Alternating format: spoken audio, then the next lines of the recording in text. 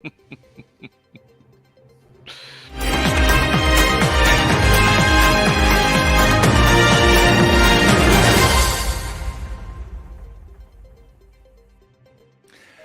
morning, you gorgeous lot, and a warm welcome to the EV Café. The news at 10 o'clock, brought to you this week by Plug Me In, home and depot charging just made easy. And today, I'm joined by the wonderful John Curtis. And Paul and Sam and shut your face, and Sarah. And today we'll be talking about the weasel words from the Prime Minister about net zero matters. Ooh, but let's sign some new licenses for coal and oil and stuff. So we've got two stories on that, and I'm likely to lose my head. More charging at workplaces, which is great news, but less free charging. Not so great. Hydrogen needs a 5-point plan for growth. We're doing a hydrogen story, Sam. Oh, yes. Oh, no. And towing in the 21st century with an EV. Yes, it can be done by some, and you'll find out more later. But first, over to Sam, who's been a little bit busy recently. Sam, you been attempting anything at all? I couldn't possibly comment, John. But yes, we may have attempted something recently in an electric van that might have something to do with the world record. But more will come out next week in terms of how we got on and whether we achieved it or not. Did you manage to keep your clothes on? Yes, I mean I did my absolute utmost. Yeah, it was the most fun you could have in a van. Anyway, we'll get more on that story next week. But seriously, keep your eyes peeled because Sam and friends have been busy, and it's not us three. Right, let's crack on.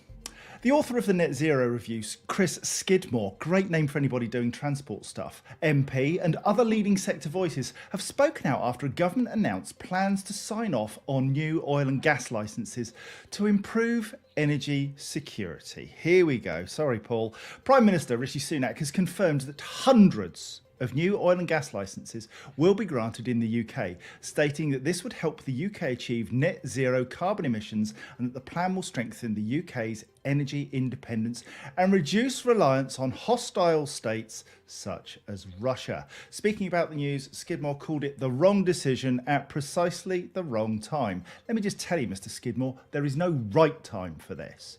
He said, it is on the wrong side of a future economy that we founded on the renewable and clean industries, not fossil fuels. It's on the wrong side of modern voters who will vote with their feet at the next general election for parties that protect, not threaten our environment. Worryingly, this decision has been announced when MPs are on recess. Oh, there's a surprise. And unable to hold the government to account. Additionally, the REA, the Association for Renewable Energy and Clean Technology, has responded, highlighting that issuing new oil and gas licenses while the UK carbon price is also decreasing is not compatible with the UK's climate goals. Furthermore, to achieve real energy security, government should be investing in a just transition to a low carbon economy and the UK's own abundant range of renewables and clean technologies, thus reducing our reliance on volatile fossil fuels. We take 4% of our gas from Russia. We have pretty much energy security on fossil fuels anyway. This is smoke and mirrors, guys. It's absolute cobblers. It's inconsistent with everything the government says they stand for, and it's wrong. Let's open up the floor for a right good punch up. Paul, in with you first. Well, do you know what? I took the incentive and motivation from people that were posting over the last few days, and I've written 3 letters, one to Grant Shapps, one to Mark Transport, and one to Richard Fuller, my local MP, who I'm going to go and see on the 11th of August in my local area. Ooh. First time I can be bothered to do this sort of thing, because actually we have a voice, and we should say that this madness about investing in coal and gas licenses, oil and gas licenses, it's ludicrous, the amount of time that it's going to take, and all we need to do is stick up more turbines, the great investment in Scotland in a hydro plant. All of these things are making tremendous headway, and we are just kind of turning around and going backwards. And then all the clarity, all the positivity, all the clear direction that we've been giving fleets and manufacturers and users all over the country, an absolute waste. We've had 3 years of doing it. It's getting some traction and momentum. Just stick and hold the line. Oh, there's a major froth there. Sarah in the kitchen, what do you say? Not my kitchen. Can you hear me? Yes, we can hear you. Okay. Paul, congrats on actually doing something about this proactively with your feet. I've done the same in my local area, which is Stroud District Council. We're very proud of our renewable energy capability. Lots of renewable energy, including electricity, were born in our zone. So we were all shocked and cross, very cross we were. Even the cows were cross. But I think the thing to remember is these deals were talked about a long time ago, but they should have been thrown out. It's always a left and a right. So I hated the way it was executed. I hated the £1 billion deals that were made. We were ranting over it over dinner last night. I hate the fact that everybody blamed, was it Uxbridge losing the seat because of the clean air zone? Like, shut up, it's so distracting. Can we just focus on facts, please? I just listened to your Andy Eastlake podcast last night. And again, just use facts, just use statistics. Stop with this blame game of they said this and they said that. It's just pathetic. I think what we can do is, like you have, Paul, is kind of show with our feet what we want and what we need. And don't worry that we've been advising fleets, because they'll still be able to install their own renewable energy and be independent themselves. Sam, you must have some thoughts on this one, being the king of renewable energy and storage and grid survey stuff. Oh, I don't know about the king, but yeah, I think my view is one that I too have written to Alex Chalk, my MP, and thank you to Ewan McTurk in particular, who has put some fantastic prose together for us all to utilise and plagiarise by his request, so we can send it to our MPs and complain about this particular situation. So good nod to him, because he's really helped with putting the effort and time in to write that for us, so we can send that information to our local representatives. Yeah, I mean, I'll take issue with one thing you said, John, and that's smoke and mirrors. It's not smoke and mirrors, because we can see plain and simple, Rishi Sunak's relationship and his family's relationship with oil is plain to see, unfortunately, and it's almost frightening that someone of that position is visibly being able to line his own pockets and his family pockets as a result of these deals. It blows my mind. And similarly, the man is an economist. He knows what he's doing. He's a very, very smart man. And there are billionaires and billions of pounds worth of investment which could very, very easily and most likely will leave this country as a result of this sort of behavior. So as an economist, surely he must understand that billions of pounds worth of renewable energy investment is going to leave this country as a result of this. So, a result of the things that he's trying to implement. So it's a sad day, but hopefully we can push back, and we are through all of our contributions, both personally, through things like Charge UK. We've written to the government to express our distaste with the way things are being done, and hopefully we can, that has been listened to. So hopefully we can, as a collective, we can try and do something about this. I understand you're taking offence at my smoke and mirrors. Let me explain. Smoke. I didn't take offence. That's a bit strong. Smoke from fossil fuels and mirrors, they must abound in your house. Anyway, let's say hello to some people. We've got Toby Hiles. Morning, Toby. Kevin Booker, friend of Sam. Let's move on. Mark Elliott. David Bushnell. Hello, good morning. Dan Martin. Hello, Dan. Ashley Bannister. Big love to the man. Jacob Hunt. Had to be careful there. Ben McDonald, Colin Hennessy, Chris Jackson, Esther Jones. Lovely to see you in the house from the wonderful AA. Ron Godfrey, Neil Ponting, Caroline Kirby. You've actually roped Mrs. Kirby in to be one of the audience. Oh, bless her. Have a morning off, Flower. Ian Bradley, hello. Toby, you're back on again. Paul O'Brien, hello. Thank you so much for the comments. Martin Sweeney from MHA, love, hug, squeeze. Sam Dewhurst. Now, who else we got? Gary Comerford. Love a bit of Gary. Did you know he was in Game of Thrones? Yeah. There you go. Things we learn. Marvin Samuels. Marvin, thank you so much for all your support during the week. Seen lots of your messages popping up. And the one, the only, Sam Grantham from GridServe is here. Where's he from? Is he from He's GridServe? from GridServe. Yeah, he's absolutely definitely 100% from GridServe. Yeah. I thought so. And can I just say, Neil Durno, everybody in the house, welcome. And Sam Cockwell, the other Sam from the Falkland Islands. Yeah. The one that you got confused with. How ironic. Yeah, because Cockwell and Grantham sound so similar. So similar. They're only something like 11,000 miles apart. It's a small matter. But they're not, are they? They're all here together. We will eventually together in one little house. One little community. Right, let's move on. The Prime Minister, I'm sorry to go on about him, but seriously, he's making an arse of this week. It's being urged to stand firm on the transition to electric vehicles, as reports suggest plans could be watered down. The government's introducing a so-called zero-emission vehicle mandate from next year. It will mandate that makers will need to ensure at least 22% of cars they sell are battery electric vehicles by 2024, with the figure increased to 80% in 2030 and 100% in 2035. If a company misses the target, they'll be made to pay the government £15,000 for every vehicle that doesn't comply. A consultation of the zero-emission vehicle mandate plans, which were published by the Department of Transport in March, was launched at the same time, but ministers are yet to respond after it closed in May. What's taking you so long? A report from Sky News suggests that Business and Trade Secretary Kemi Badenoch is pushing back on the government's plans to fine car manufacturers if they don't hit EV targets. It comes as EV charge point operators and CPO trade body Charge UK that Sam spoke of earlier says it's written to the PM Rishi Sunak urging him to stand firm on the zero emission vehicle mandate. This is a man with no spine. Rishi Sunak, not Sam. The organisation welcomed the Prime Minister's commitment to 2030 at the start as the start date for the phase out of petrol and diesel cars, but they highlighted the need for certainty. And we have called for certainty last week, the week before, for many years. We are thoroughly bored with this government. I don't even think we need comment, do we? They're just rubbish. No, I was just thinking that. Everyone just, we did it last time. We publicly broadcast over all social media that 2030 will stand strong. And still we felt, will it though? Let's see. Yeah, well, and forgive me, I got my rant all wrong because my rant was about this stuff, really. Okay, good. Yeah, so it was the 2030 stuff that I've written to the government on, because we absolutely have to hold the line. And it's interesting that so the figures you quoted, John, were for the car market, the van Indeed. market. It's £18,000 per vehicle. It's 10% next year, 19% the year after, moving to 70% in 2030. But I predict there won't be anything else to sell from 2030 in the van world. So I think we'll be all electric by 2030 if we hold the line, because we will drive the changes in technology and move the needle to the right place and get good product on the road.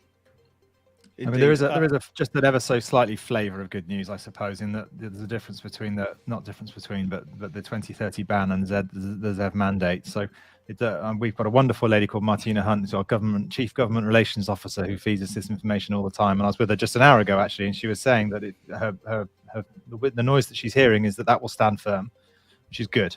But the ZEV mandate is all over the place, and they're wobbling all over the place, causing all manner of uncertainty. So there's a modicum of positivity in there, but the lion's share of it is a disaster.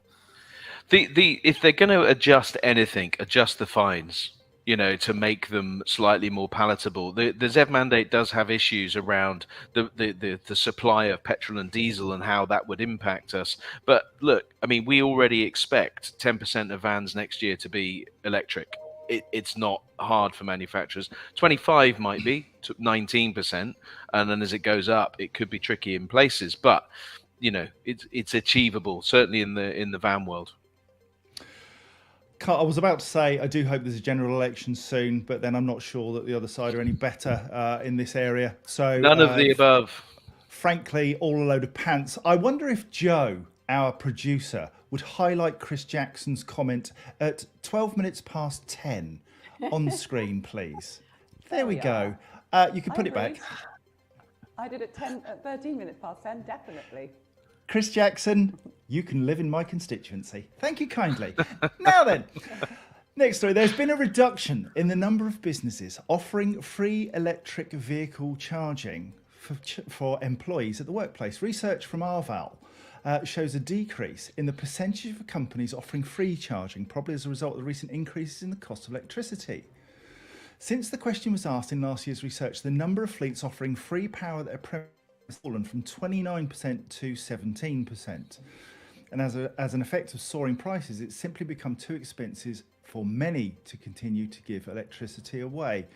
The research suggests that currently 1 in 5 businesses have charging available at their premises, but this will increase to 2 in 5, or 40%, within the next year. This is good news, but I mean, it's a bit frustrating that pace is still relatively slow with the grant funding that's available from government. There's no real excuse, is there, Sarah? Yeah, this is the AC game in its finest form. That vehicle will probably be there for sort of 8 to 10 hours. But there's bigger fish to fry with businesses having to deploy travel to work schemes, so discouraging cars coming to site for a start.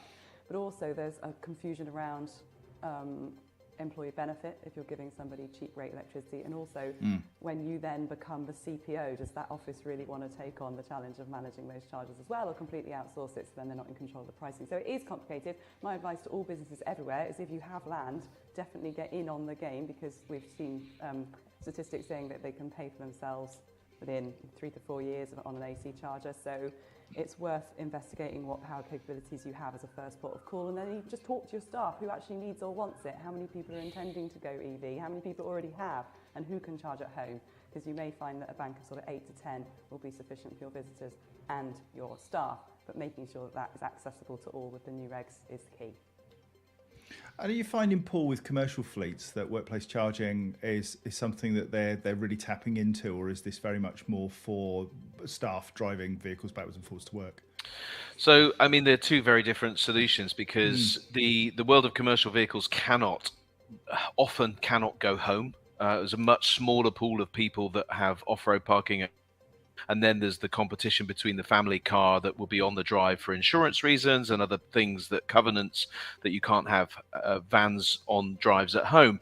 So you're into then public or workplace, and public is fraught with problems from a commercial vehicle perspective: size, the public perception, the productivity of queuing and charger failure. So we really do rely on what is possible within the workplace, and the workplace is tricky for large numbers of commercial vehicles to be coming back into base. So workplace is best for commercial vehicles, because the energy is there most controllable in terms of the price, and also the whole environment is more manageable through software and other bits and pieces, so you can really see your charging live and know that your vehicles will be ready. So workplace is best, but it's a tricky situation, and it's a difficult one to navigate, getting energy into commercial vehicles at the moment.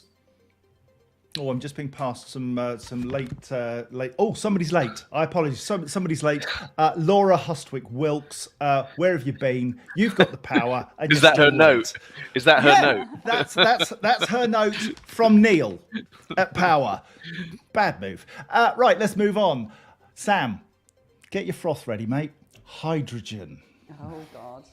Now, we saw this organisation at the ITT Hub, Hydrogen Vehicle Solutions, HVS, and they've unveiled a 5-point plan outlining the key steps required to realise the widespread adoption of hydrogen-powered HGVs. It's calling for clarity on detailed timescales, supported by policy incentives to encourage early adoption of the vehicles. Sounds very much like the process we went through for battery electric vehicles a decade ago.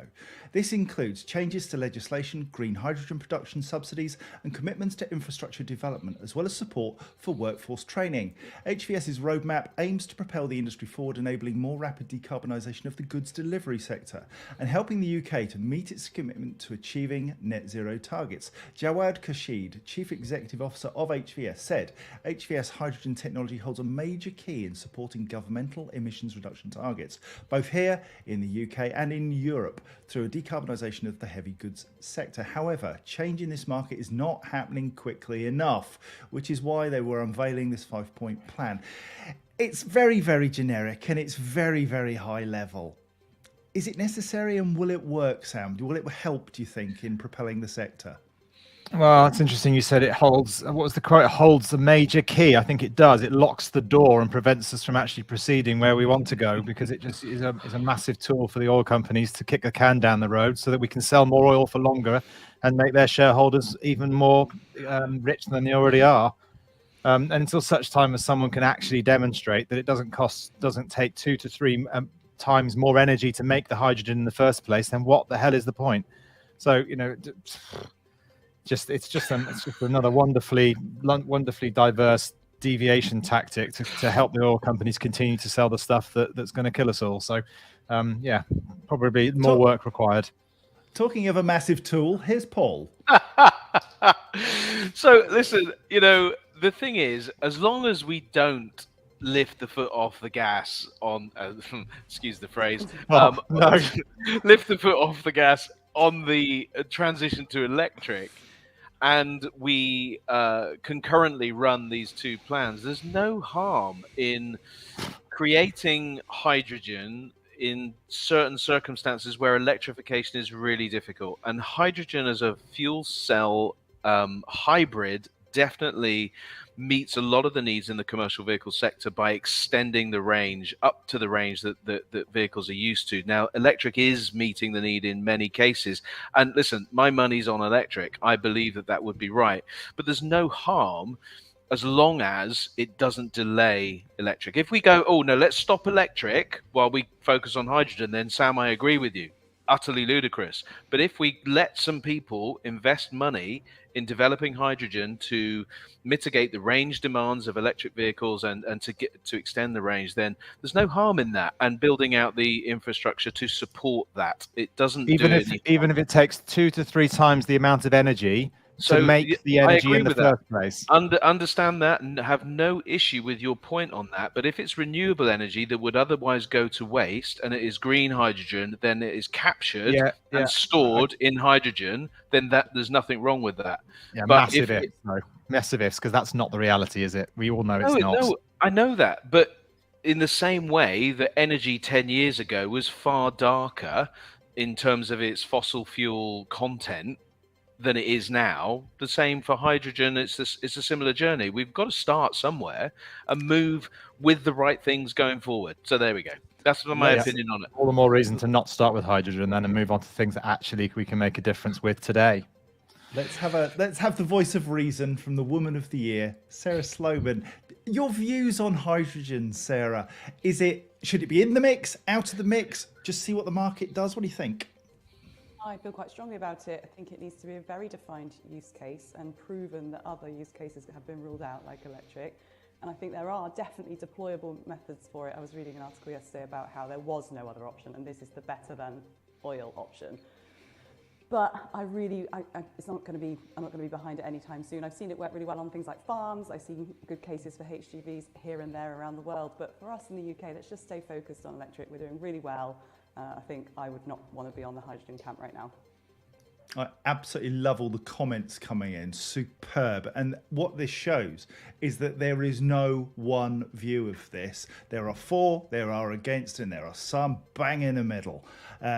Really, really interesting comments. Thank you so much for putting those comments in, because it gives us a sense of what the real world is thinking in terms of, because, we sit in a bubble, us four. We're pro pretty much everything unless we're against it, and then we're really against it. Yeah. Anyway, let's move on. On Wednesday, 16th of August, we will be going on a journey. Beyond sight and sound, we're entering the towing zone. Oh, yes. It's full-on holiday season, and we know that you like to tow. However, EVs can't tow. Or can they? What do you need to look out for? How might an EV that tows be charged, and can it fit into a UK charging hub? Sam, if I've got a whopping great big caravan on the back of an EV that can tow, can I just rock up to a grid serve and charge without unhitching my caravan? In certain places, yes, where we've got commercial lanes to facilitate it, but they're few and far between at the moment. It requires, a bit like vans, they don't fit in car bays. We need another solution, because vans shouldn't go in the passenger traffic world, and the same way caravans shouldn't either, and neither should lorries, coaches or buses. So we're working hard in the background to find solutions for all those oversized vehicles, if you like, for want of a better expression, and make sure there's a solution for that. But there are places on the motorway where you can unhitch caravans so that you can go and charge your car, but that throws up all manner of different challenges with insurance and things like that, where you're breaching your insurance by doing so. So like many, EVs started with small things because it was easy, and now we're trying to tackle the big things because it's hard. But we're getting there slowly, but it's not an overnight fix. And this is going to be a really interesting session because we're going to talk about caravans, of course, and motorhomes, but we're also going to talk about trailers because commercial vehicles, I've seen it. I've seen the Iveco Daily, E-Daily, dragger digger up at the third biggest hill in the UK, and it was utterly amazing. So vans can tow. Some electric vehicle cars can tow. Sarah, I reckon if we would stick you with a bike and a caravan, you could probably tow that as well. The caravans don't actually weigh that much on the tow bar end, so should we try that? Let's give it a go. I am out of control with this episode. I'm so excited. I even read the Caravan magazine last week. And I have started to follow Electric Caravanning, who has been dragging this colossal seven-bedded caravan around with 3 different electric cars. So I'll reveal all stats on that. But more importantly, I'm focused on this AC game at campsites. Destination charging comes into its own for caravanning in particular. And let's just give you some sense of the size of this market. Sam, when we suggested doing this episode, said, "Oh, do caravanning." That's real life. That was quite accurate impression. Good impression. Good impression. Good, yeah. Terrible impression. There are 525,000 caravans in the UK. There are 255,000 motorhomes. Goodness only knows how many trailers there are in the UK. Way over 1 million additional vehicles that need some form of electric vehicle propulsion in time with charging infrastructure. And it's a subject that nobody else, as far as I'm aware, really gets stuck into. 16th of August, we're getting stuck into it. If you want to come along, have your say, be part of that, go to evcafe.org/register. Register to join us on Zoom. Zoom's absolutely the best way to interact with us on that webinar. It is going to be huge. Paul, who have we got joining us? We've got Matt Sims, Motorhome Matt. Now, you might not know him, but he has a lot of followers on his podcast. He's doing a really good job of understanding and championing. I wouldn't say he's a champion of electrification in the motorhome market, but he's curious and he's stepping out to understand and learn about that, but he will be giving that. And then we've got a guy called Mike Cutts, who's going to be talking to us about the world record breaking Iveco E-Daily, having towed 153 tons, 150 tons more than its official towing capacity. He's going to be talking about that. And I just want to take one small issue with Sam. Nothing new there. Oversized vehicles? No, they're correctly sized for the job that they do.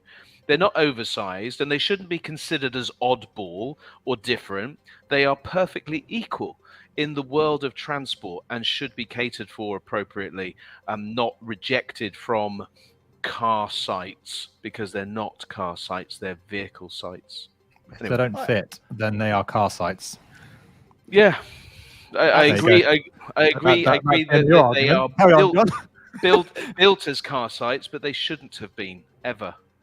In the same way petrol doesn't. As a 6'4" human being, I may be oversized, but I'm still a human being. Exactly. I just wanted to pick up on Vern Pollard. If you're heading southwest with a caravan or trailer, check out Osprey's new site at Salmon's Leap. Lots of space for long vehicles. There must be a better way to identify long and trailer-friendly chargers for the owners. Absolutely agree with you, Vern. Top job there. Thank you for joining us. And well said, Paul, Mark O'Neill says so. Oh, goodness. Even getting a fan, Paul. Wow, Who knew? That makes a change. Now then, play nice. If you have any clean transport PR or news stories you'd like us to cover, please send them to us at hello@evcafe.org. I'm just getting all the positive comments about things I've said. There's another one somewhere as well. Alan Acaster. There's another one. Yeah, Brilliant. There are 2. Right, whilst you count those up, Paul, until next Friday, it's goodbye from me, it's goodbye from them. This has been an EV Cafe production brought to you this week by Plug Me In, because home and workplace charging doesn't need to be stressy. Other sustainability new services are available, but this is just funner! The EV Cafe is truly blessed to be partnered with Geotab, EV Civil Solutions, the AA, Churchill Insurance, Plug Me In, Spiri, Hydrock, Interval, Kersha, and McIntyre Hudson. We are the EV Cafe, supporting the transition to clean transport. Enjoy the rest of your day and your weekend, wherever it takes you. Until next Friday, bye-bye. Bye.